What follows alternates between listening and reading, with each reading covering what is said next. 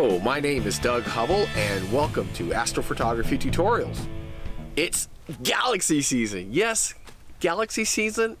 It comes around in the spring and there's not much of large objects to shoot, and unfortunately I brought a telescope out that's a wide field and I wasn't really thinking. I mean, it's been 6 months since I've been out, and the only thing I can think of with a wide field view would be Markarian's chain. Now, Markarian's chain, you usually see about 6 or 8 galaxies right in a row there, but there's actually many more galaxies in this area.